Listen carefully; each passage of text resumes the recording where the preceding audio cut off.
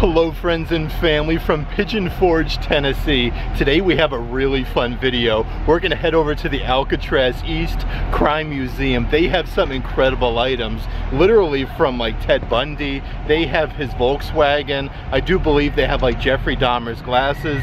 Really strange and unusual crime items.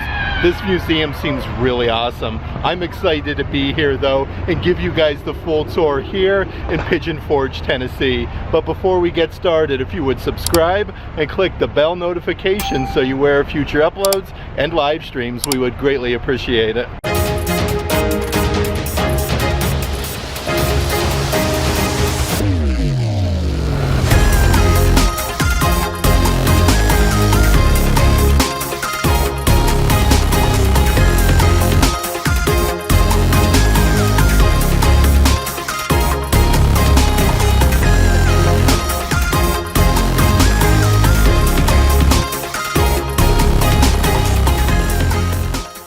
Before we do head into Alcatraz East Crime Museum, I do want to show you the outside of the building. It seriously looks like an old jail. It is that good. There's a clock up there on the top, and all of this neon does light up at nighttime, but it's really interesting. Over here in the upper window, you can see one of the prisoners. It looks like he's trying to escape through the window, and the prison guard right up top is actually watching him. This is really neat right off the bat.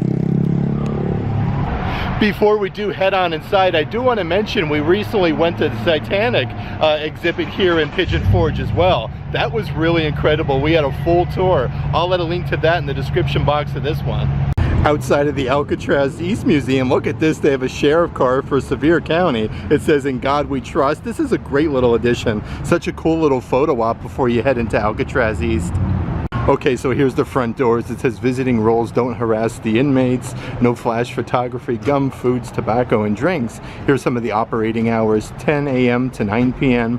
Sunday to Thursday, and then 10 a.m. to 10 p.m. Friday and Saturday.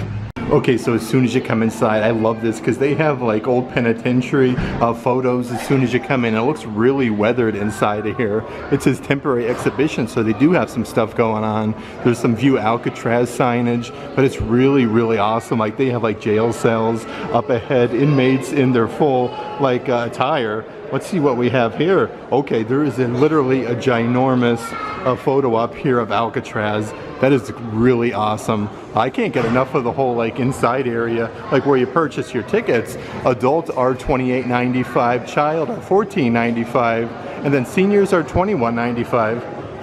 In the temporary exhibit, check this out. They have a John Gotti baseball cap. Let's see here, from April 2nd, 1992. And then right up ahead, they have a little Appalachian. Let's see what we have here. Okay, held at the home of Joseph the Barber Barbera in Appalachian, New York. Here's one of his bar stools. And then up here they have a Mickey cone tie and pin set. So they have this spot as soon as you come into the museum upstairs. You can actually look down and you can see a prisoner. Looks like he has a lantern and he's shackled down there. Like, that is really, really interesting. Like, that's crazy. In this case here, they have a bunch of Indian themed items. This is Chief Edward LeClaire. They have a black powder Colt .45 and photograph like with Geronimo. Like there's the photograph with Geronimo. Here's the Colt .45. Really cool to see that it has the leather holster. Then over here they have an Indian police badge, German silver from 1880 to 1910. It says Indian police. And check out these Plains Indians war clubs that they have. I can just imagine like being hit on the receiving end with that thing. Like that is so crazy. And these are some rustler shoes. These are 19th century shoes, were worn during robberies to full law enforcement. You can see like they have some metal attachments at the bottom.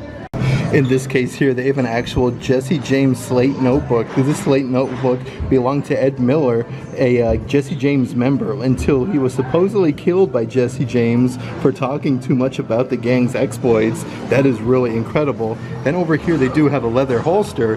This is a Jesse James leather holster. It says this leather holster belongs to outlaw Jesse James, 1847 to 1882 until his death. And they do have like a comic book here with Jesse James stories. Then right up here they have, let's see, Frank James walnut walking stick. Unlike his brother Jesse, Frank, let's see, 1843 to 1915, survived his career as an outlaw. In this glass case, they have a whole section to do with moonshine. You have NASCAR legend Junior Johnson was jailed in 1956 for having a moonshine still. Since 2007, Johnson has been a partner in legal they call midnight moonshine. Then you have some of these things here, like the cork is still on that, which is really neat. And check out this old bottle that they have. Then over here they have a Prohibition era bottle capper. In the next section over, you have all the public enemies. Pretty Boy Floyd, let's see, February 1904 to October 22nd, 1934. Babyface Nelson, 1908 to November 27th, 1934. There's the actual Machine Gun Kelly. This is really cool to see, like these old crime posters and things that they have. Let's see what we have going over in this section. They have a wood-carved gun. On March 3rd, 1934, when Dillinger escaped from the escape-proof Lake County Jail in Crown Point, Indiana, he used a wood-carved gun, such as this one, to do it. Oh boy, so John Dillinger used a gun just like that. And here's one of John Dillinger's mugshot photos when he was arrested back in 1933. And then down here is an actual John Dillinger death mask. Oh boy, yeah, that is so crazy to see, like his eyes closed. You can still see his hair and his mustache. All this stuff is really fascinating. In the next section over is even more stuff here from mobsters. This is a Colt Mini 45 submachine gun. Let's see here, the impressive, this represents a hybrid produced by gunsmith H.S. Lebman. He combined the two parts from a 1911 Colt 45 with parts from a Thompson machine gun. So that's what that would have looked like. And they do also have another one right up here. This is actually used by the Thompson machine gun. Let's see, the most effective portable firearm in existence. Yeah, there's a picture of him holding it right there. I did also want to mention though that this particular gun, this style gun, was used by John Dillinger and Babyface Nelson. Then they have this whole board here. It says, let's see, my wife made me do it. Who am I? Then over here we have George Barnes, aka Machine Gun Kelly. Barnes wasn't much of a criminal, just a small-time bootlegger until he married his wife Catherine. I do want to show a couple other of these here. Let's see what we have doing. This one says, I was never arrested and it has never been proven that I committed a violent crime. Who am I? There's the picture. Let's slide that over. Arizona Kate Ma Barker. Although there was little evidence Ma Barker was guilty of anything more than harboring 4 sons from an arrest, she was hunted down by the FBI and killed with her son Fred at Lake Weir in Florida. Oh boy, in Florida. That's crazy. And then over here, let's see what we have doing. Okay, let's see. I changed my appearance with plastic surgery and obliterated my fingerprints to evade the cops. Who am I? Of course, this is John Dillinger. Let's check out some of the items they have in this case. This is one of the bullets that struck Pretty Boy Floyd when he was killed in Ohio, 1934. Over here is a Tommy gun magazine clip. This clip was, let's see here, confiscated from Dillinger gang after they were arrested in Tucson, Arizona. Then right underneath there, they have Dillinger. Looks like a death record. Oh boy, yeah, look at that. Okay. Oh, this is a payroll record. Okay, so that is really interesting.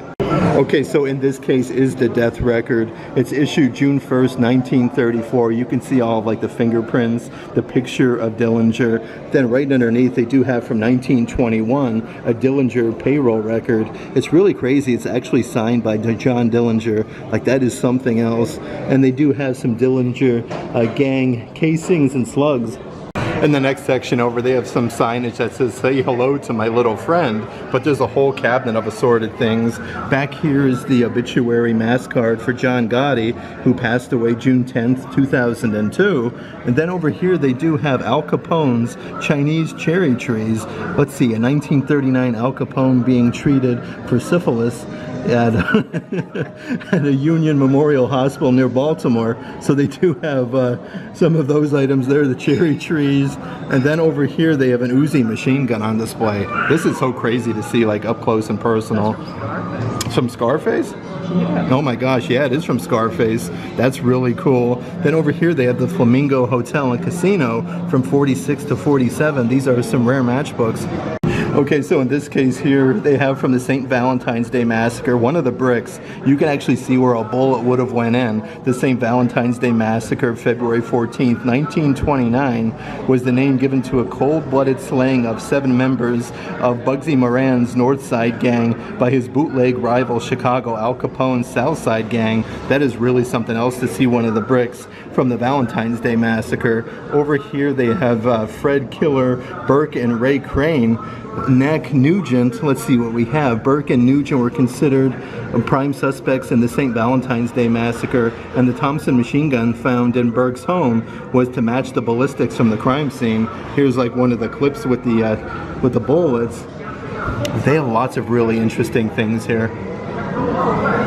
In this case here, they have a bunch of Al Capone souvenirs. These are souvenirs from Al Capone's various offices around Chicago, including Alton, Metropole, let's see, Lexington's hotels, and his mentor, Big Jim. So they do have some of his items there, like some spoons, you have some keys, and all sorts of things. And here's one of the bathroom tiles, Nile green tile removed from Al Capone's private bathroom at his Lexington hotel headquarters before it was demolished in 1995. That is really neat. And they even have Al Capone's razor. It's really awesome in this section though, like they do show you a bunch of the different mobsters. They have Meyer Lansky right underneath, let's see here, Carlo Gambino, everybody knows him, John Gotti, right over here they have Bugsy Moran, all of the infamous mobsters, Lucky Lucano. In this cabinet, they have some other things from John Gotti, 1940 to 2002. Of course, known as the Dapper Dan and the Teflon Don, Gotti became the boss of the powerful Gambino crime family in New York City by ordering the murder of his predecessor. Look at that, though. It has like some of the bullets in there. Like that is really interesting. Then underneath here, let's see what else we can find. We have Carlo Gambino. This is actually signed by Carlo Gambino for $225. You have a picture of him. In this cabinet's a lot of stuff with Bernie Madoff. They have a birthday note. Bernie Madoff's surviving son Andrew has not spoken to his father since the day of Madoff's confession back in 2008. This letter was sent by Madoff from prison in North Carolina. It says, "Dear Andy, happy birthday, love Dad." They do still have the original envelope and everything with the stamp on it. Right underneath they have, it says Madoff Master. So this is one of the keys. This master key opened all doors at the BLMIS office. Let's see, in the Lipstick building, only 5 people had this key. Then they have some Madoff trademark swag, they're calling this, and they do actually have Bernie Madoff's baseball bat. This one's a powerized Louisville Slugger. Even some auction items. It looks like they have one of those like toy snakes like you would get that move around. Like that is really neat. And here's one of Bernie Madoff's investment statements. Of course, here's some signage of the man himself, Bernie Madoff. Look at him there with his mugshot. I do want to read a little bit about him. Bernie Madoff, 1938, got his start in the financial world.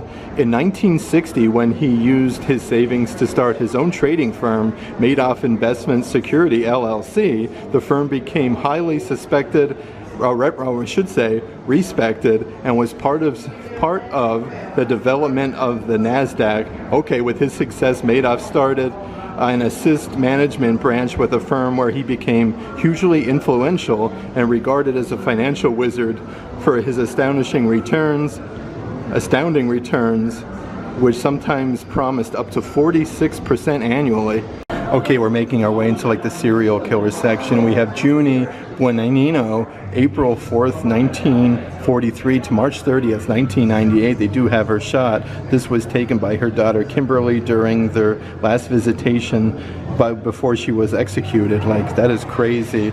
And then in this case here, they do have some items literally used and worn by Jeffrey Dahmer. Here's some of the handcuffs. And it looks like it does have like a date, the 5th and the 2nd of 1954. These handcuffs were used to move convicted serial killer Jeffrey Dahmer from his housing unit to visiting room where incarcerated in Columbia Correctional Institution in Portage, Wisconsin. Dahmer served his sentence at that facility until he was killed by fellow inmate in 1994. That is crazy to see that. Over here is a baseball. Let's see, they're calling this the Charles Manson baseball. This baseball was signed by Charles Manson and serial killer Juan Corona. That is nuts, like seriously. Signed by Charles Manson. You can see it right there on the side, Charles Manson. And then over here, let's see what we have doing. It looks like the inmate name, Jeffrey Dahmer, 5 postcards. Oh boy, yeah, look at that. It's actually signed by Jeffrey Dahmer. The second, so we got February, and then 22nd, 1994, it says out on visit. That is crazy. It's a property receipt. I do also want to read the little tag here. Security or signature of Jeffrey Dahmer. While in prison, Dahmer received an enormous amount of mail and money, mostly from females who never knew him. Like, that is crazy. He was only allowed to keep a number of items at a time. Additional items were picked up by a visitor, usually his father. Property receipt was for 5 postcards leaving the prison due to exceeding his allowed limit. So this is the receipt from that. The next section over, they do have an entire spot here to John Wayne Gacy. Here's his mugshot. It says Des Plaines, Illinois, March 17th, 1942 to May 10th, 1994. Of course, everybody knows who John Wayne Gacy is. There's a bunch of pictures of him over there. But I do want to show, look at this.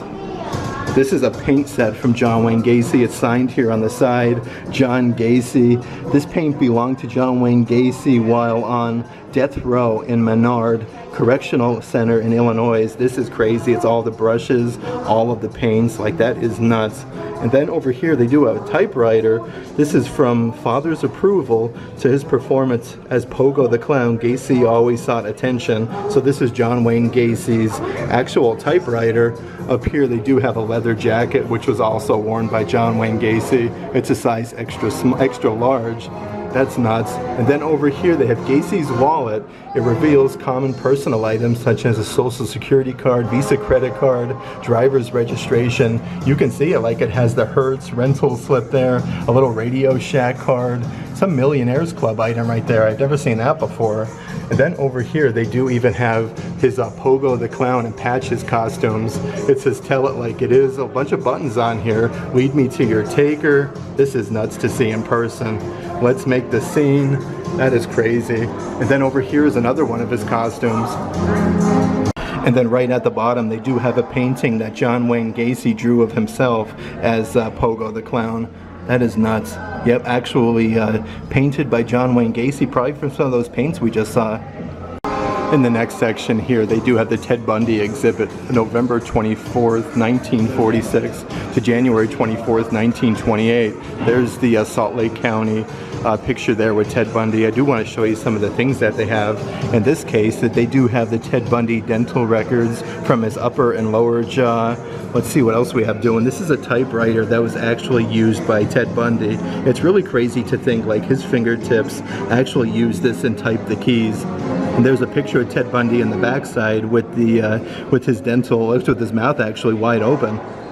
This section here, they do have Tex Watson's actual LAPD fingerprints on file here at the Alcatraz East Museum. Check this out. It has his name, his signature, and here's all of his fingerprints, like his left ring, his left middle, his left index. That's really crazy to see. And then right underneath, they do have an exhibit from the Boston Strangler. While it was speculated for many years Albert DeSalvo was indeed an infamous Boston Strangler, killer of 13 victims between 62 and 64. That is nuts. Like, you have like his blade there, and it looks like there's a bracelet back there. In this case here, they have Jeffrey Dahmer's prison glasses. These are the glasses worn by serial killer Jeffrey Dahmer while serving 15 consecutive life sentences in prison. Dahmer was responsible for deaths of 17 young men and boys. It has all the different names listed. His last victim was Tracy Edwards, let's see, who was able to escape and alert police, leading to Jeffrey Dahmer's arrest on July 22nd, 1991. So here's Jeffrey Dahmer's actual glasses that he wore in prison. This is like a very eerie feeling, like where the nose pads like touched his nose, and just really crazy. And check out some of the pictures that they have, like the mugshots of Jeffrey Dahmer. This is insane though, like that is something else. Then over here on display, they do also have one of Charles Manson's guitars, and it looks like they have a vinyl, I Never Learn Not to Love by the Beach Boys. Let's see what we have doing though. This is, as the police evidence tags notes, the guitar was seized in California while during a raid of Barker Ranch on October 12, 1969. So this was one of Charles Manson's guitars. It still has the tags on it there. Yeah, this is nuts. Look at that. Charles Manson's guitar. Some of the things that they have here is seriously so eerie. They have one of serial killer Ed Gein's teeth. It's preserved right there. To my friend Jeffrey and the whole family, congratulations, best wishes to, and happiness on your, let's see, whole life through. And it's actually signed Edward Gein at the bottom. That is crazy. Like, look at his tooth right there. And then it does have the original envelope as well with the stamps. That is nuts. It has the address from Pennsylvania. That is really crazy. And then over here, I'm sure everybody watching the video has heard of Eileen Wuornos. They do have her fingerprints. Let's see, we have the right thumb, the right index, right middle, and all of the other ones. Yeah, this is really nuts to see some of her fingerprints from the land in Florida, Volusia County, Florida. Let's see here, this day of January 31st, 1992. Let's check out some of the things we have in this case. They have Chief Criminal Deputy Alan Sweat. Alan Sweat was on the scene of the sniper's nest at the Texas School Book Depository building almost immediately after Kennedy was shot. Oswald, however, had exited the building only 3 minutes after the shot was fired. They do have over there some of his badges, or some of the cards I should say, that has Deputy Sheriff. Really cool to see that. And there's like a little replica of the building. Then over here they have a change of address form. It says this form dated March 6, 1963 indicated Lee Harvey Oswald moved to apartment on 214 West Neely Street. 6 days later, he ordered the rifle he used to assassinate President Kennedy. That is crazy. Like, that is nuts. That is absolutely crazy. Then in the case right next door to that, they do have Dr. Martin Luther King's death mask from 1968. In this section here in Exhibit 15, these are from the police files of infamous unsolved crimes. They do have Elizabeth Short there, the Black Dahlia. Over here is Jimmy Hoffa. Let's see, body whereabouts unknown. Of course, nobody really knows where Jimmy Hoffa's body is. Then they do have Natalie Holloway, October 21st, 1986, disappeared May 30th, 2005. And look at this, from the Wall of Hope, they do actually have the image that was there at the memorial. That's something else. They do have a picture like where it was hanging with all the different prayers and whatnot that people wrote. And right underneath they have a whole section. This is the Natalie Holloway DVD.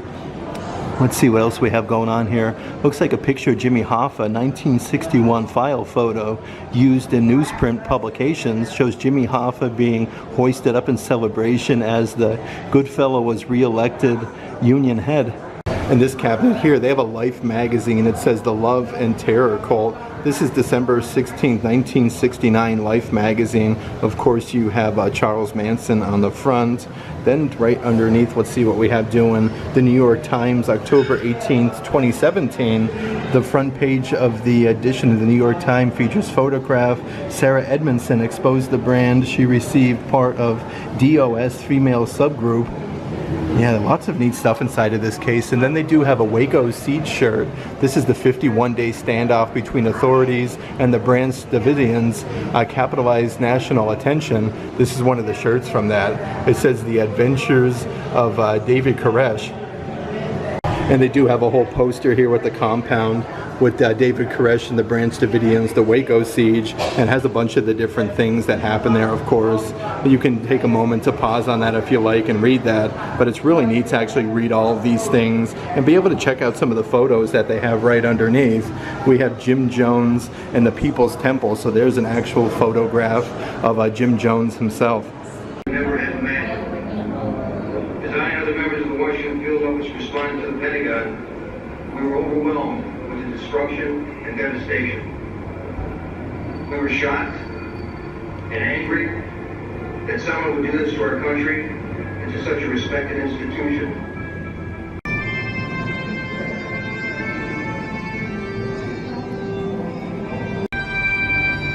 It's a recreation.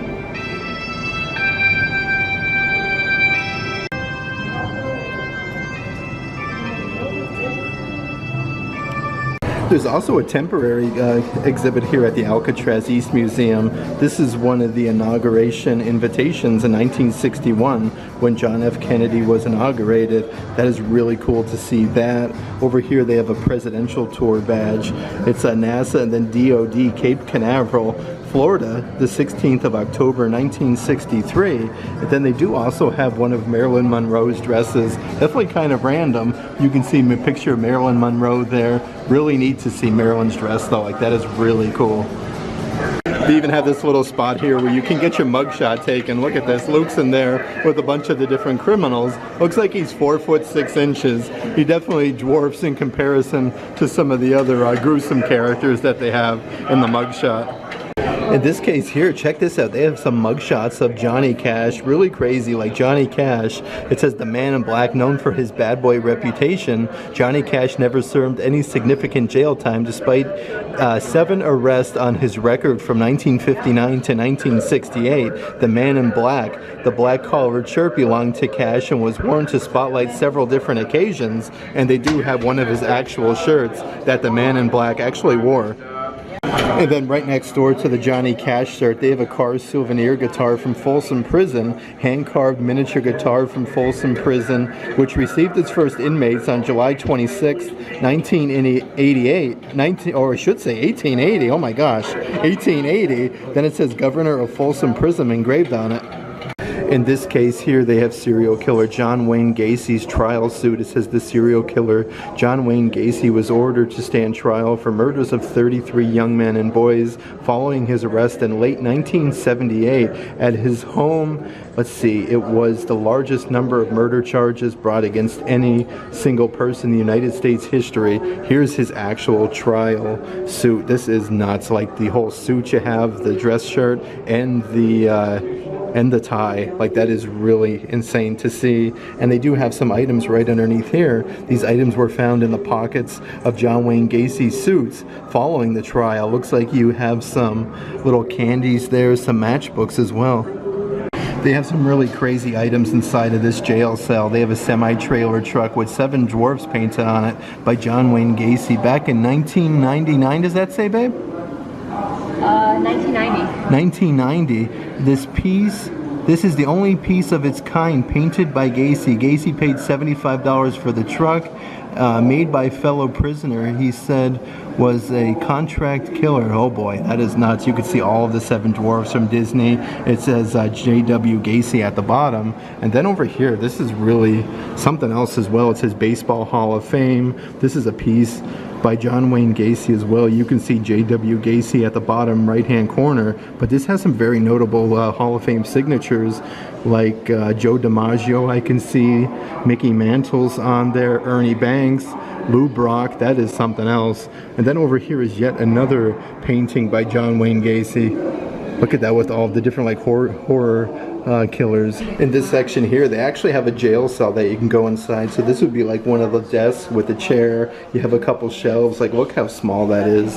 You do have like the toilet. Like how unsanitary is this? The toilet and the water fountain are attached to one another. And then right next there, they do have some bunk beds. Like the cushion is probably only like an inch. Like that is nuts. Over here it says see if you can escape. They have a little hole in the wall right underneath where you can see if you can escape to the other side of the room. This section here is the capital punishment. They do have an actual electric chair. This gives you like some strange vibe, seriously, like with the leather straps and all of the wood. This is Old Smoky, Tennessee's electric chair. The electric chair was housed at the Tennessee State Penitentiary in Nashville and was responsible for 125 executions between 1916 and 1960. Like look at that, like that is nuts. Then over here they do also have a gas chamber. In 1924, Nevada conducted the first successful execution of poisonous gas using cyanide to execute gang member Guy Young. You can actually see the different valves and things going on up there. And there's a chair right over here where you would strap the prisoner in with the leather straps. Let's check out some of the vehicles that they have on the bottom section. This is actually Ted Bundy's 1968 Volkswagen Beetle, and it does portray Ted Bundy with 2 different photos right there. I do actually want to show Ted Bundy's 1968 Volkswagen Beetle. You can see how like old and weathered this thing is. It is crazy that they have some of these things on display though, like the old like Volkswagen hubcaps are still on it. It has the emblem on the hood for Volkswagen. Like so many people got kidnapped and put inside of this thing. Like that is, it's like really something else to be able to see like in person here at a museum. And then over here, like I do have a couple other vehicles. The next car right next to Ted Bundy's Volkswagen Beetle, they have a 1934 Ford V8 here on display. Bonnie and Clyde death car, 1967. This isn't the exact like Bonnie and Clyde vehicle, but this is like an exact replica that was used in the movie. Like you can see all the bullet holes all over the door and the front. It looks like the glass on the driver's side is broken. It's a really neat like prop and item from the movie here at the museum. That is really neat. I do want to point out over here in the back section, they have the white Ford Bronco that was actually driven by O.J. Simpson here on display.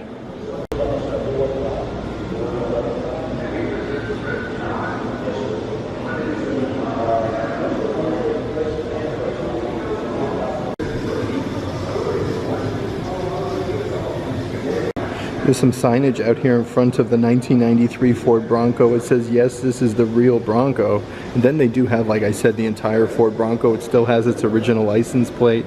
California, it says Manhattan Ford, Manhattan Beach. Actually looks like this thing is kept in like pristine condition. But I like how they have a picture with all the different police cars chasing down O.J. Simpson. You can see him in the driver's seat of this actual vehicle right there in that picture. Like this is a really unique item, especially compared, or I should say combined with this photo that they have. You can just imagine O.J. in the driver's seat of this. And there's a whole section dedicated to Bonnie and Clyde. Here's a Clyde Barrow, I should say, payroll receipt. At age 16, Clyde quit school and took a factory job with Procter & Gamble, earning 30 cents an hour. And here's the actual payroll receipt there. Then over here, you have a picture of Clyde with his mother. Look at that though, like how do you find stuff like this? A picture with Clyde, and here's a tile from R.P. Henry and Sons Bank in Lancaster, Texas. It says the Barrow Gang robbed the Henry Bank on February 27th, 1934, taking over $4,000. And there's one of the tiles from it. Let's see what we have doing in this case here. You have James J. Bulger. So we have Whitey Bulger, a famous mobster. Photo taken 1994. You can see him, and then photo retouched back in 2000. It says date of birth September 3rd, 1929, Boston, Massachusetts. Really interesting. They have the height at 5'7" to 5'9", 150 to 160 pounds. But it looks like they do have some of his Asics sneakers on display. That is crazy. Whitey Bulger's Asics sneakers. They have the tag on from the police. Like that is something else. Then these are from items from Whitey Bulger's apartment hideout. When Whitey Bulger finally was captured back in 2011, he had been living with his girlfriend Catherine Craig in an apartment 3 blocks from the beach in Santa Monica since 1996 under the names Charles and Carol Gasco. That is nuts. That is absolutely crazy. While not reclusive, items in the apartment revealed a preparedness to go on the run. Oh my gosh, at a moment's notice. Of course, like Whitey Bulger was ready to run at any time if he was ever caught. And it actually says the reward there. FBI is offering $1 million reward for information leading to direct arrest of James J. Bulger. And of course, like every good tour, it leads you into the gift shop. They have some Ted Bundy t-shirts. It says 1946 to 1989. It says Alcatraz East Museum. Let's see, Stranger Danger right underneath. That's like a replica of his Volkswagen Beetle on the t-shirt. And they do have smaller little replicas of the Volkswagen Beetles for $14.99. I really like these magnets though. Like these are really interesting. It says serial killers. You have like John Wayne Gacy, Jeffrey Dahmer, Ted Bundy, but it has the Alcatraz East Crime Museum. These are $6 a piece. A couple of the unique items here to the Alcatraz Crime Museum. They have these snow globes. They say Pigeon Forge, Tennessee at the bottom. This is the actual entrance though with the vehicles. It looks like you do have the Ford Bronco there from O.J. Simpson.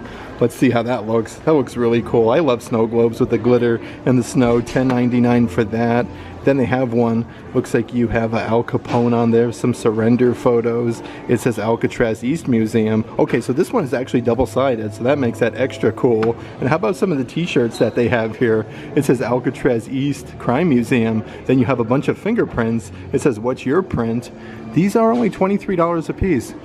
I had such a great time today hanging out here in Pigeon Forge at the Alcatraz East Museum. It's really like mind-blowing, and it kind of sets you back seeing some of the pieces. I'm not gonna lie, like I'm reading about some of the articles, items from John Wayne Gacy, Ted Bundy.